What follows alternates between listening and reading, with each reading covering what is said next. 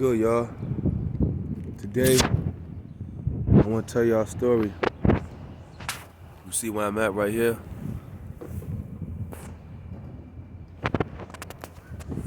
Out in Brownsville, Brooklyn, Tilden Houses to be exact. Behind me is a basketball court, as you can see.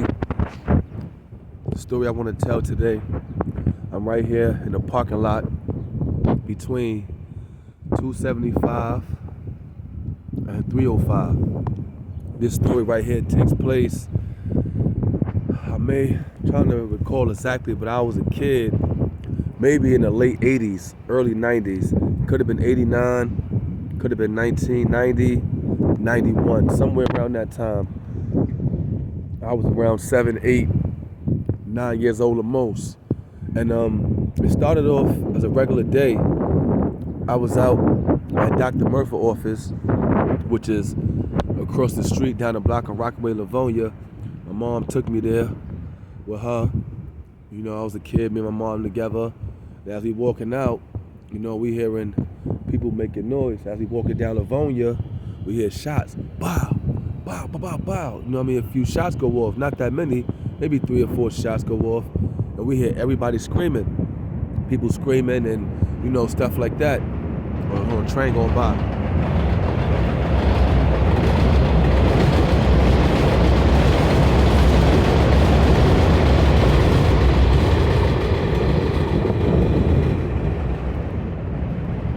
Also, shout out to Freaky Fridge.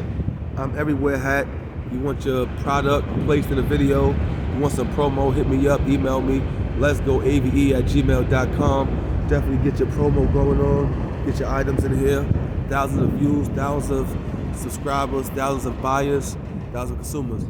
So let's get back to the story. So we hear the shots, maybe 3 or 4 shots go off. And now, you know, in the hood, when shots go off in the hood, you know, everybody want to go see what happened. And at this time, I was a kid. I think it was around this time, springtime.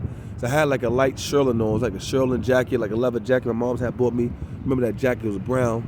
It was one of my favorite jackets to wear outside. It was leather, it was cool.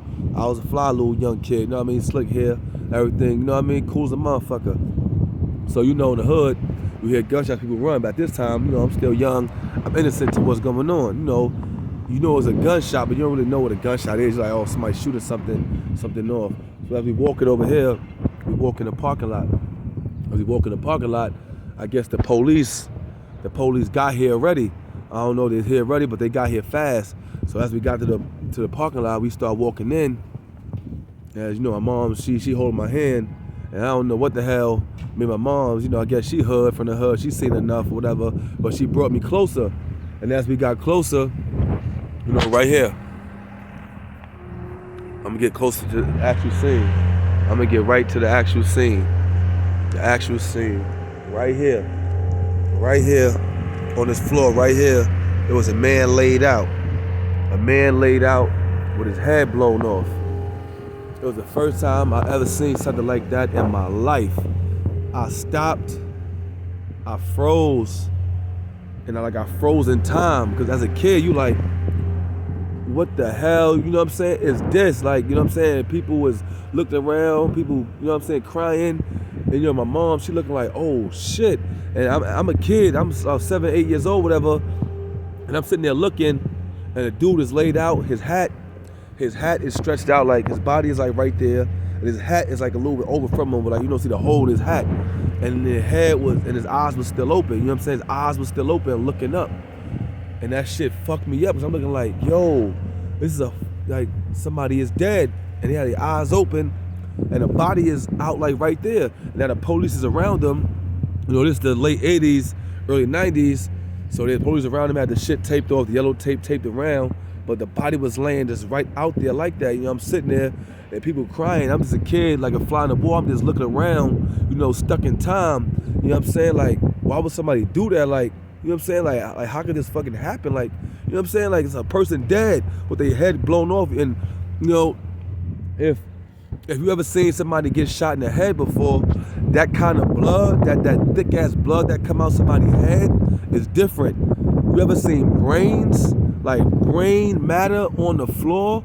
That shit is it'll make your fucking stomach curl. You know what I'm saying? And this ain't the worst part. The part that really traumatized me, that part had me fucked up, just seeing that, what I'm saying, seeing people around, the cops and everybody looking, it was like, what I'm saying, like some TV shit, but in real life. As a kid, you trying to process everything at one time, but you can't. You just looking at everything happening, but you still frozen because it's like, yo, it's a man, you know what I mean, with his head blown off. So now, as I get older, before I tell this part of the story, before I finish this part of the story, is that I don't know how the police tactics was these tactics they used during crime scene investigations on purpose to traumatize the neighborhood, the people, because as the man's body was laid out right here, they didn't tell anybody to move. They didn't cover the body up or anything at all.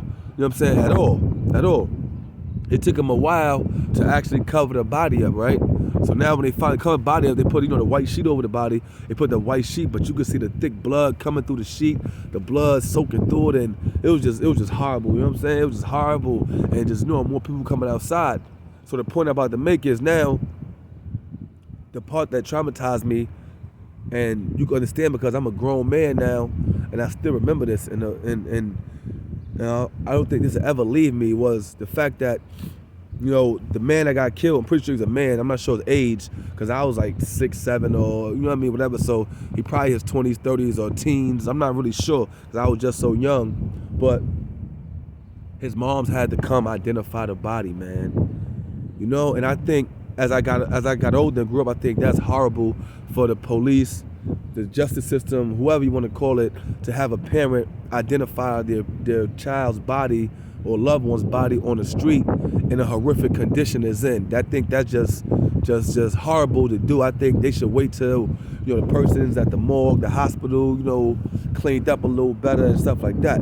So I didn't know what was happening. All I heard people say, go get his mother, go tell his mother like that, tell his mother. So now I guess they went to the building to go get the mother.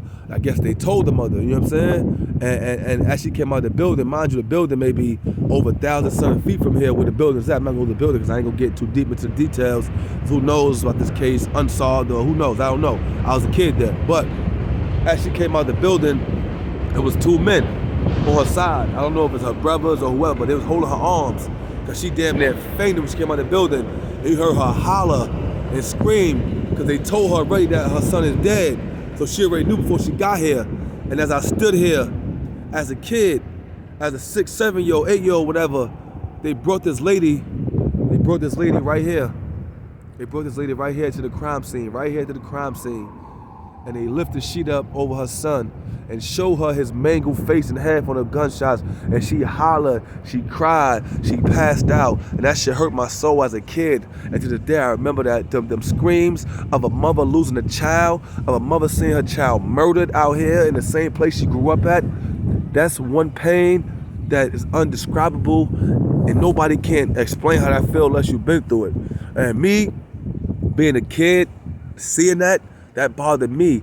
To hear the pain of her voice, the pain of her soul when she was crying and wailing, and just to imagine she had to see her son with holes in his head and his face on a fucking parking lot, bloody, laid the fuck out.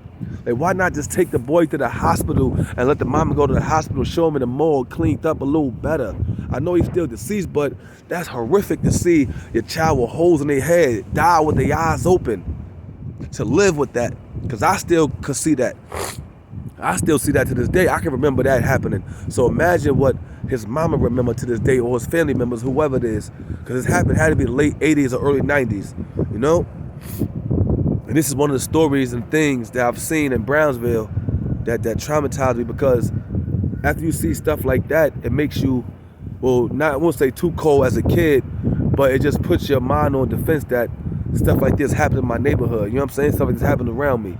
You still innocent, you understand it, but you never forget something you seen. And I'm out, y'all. That was my story. Live from Tilden Houses.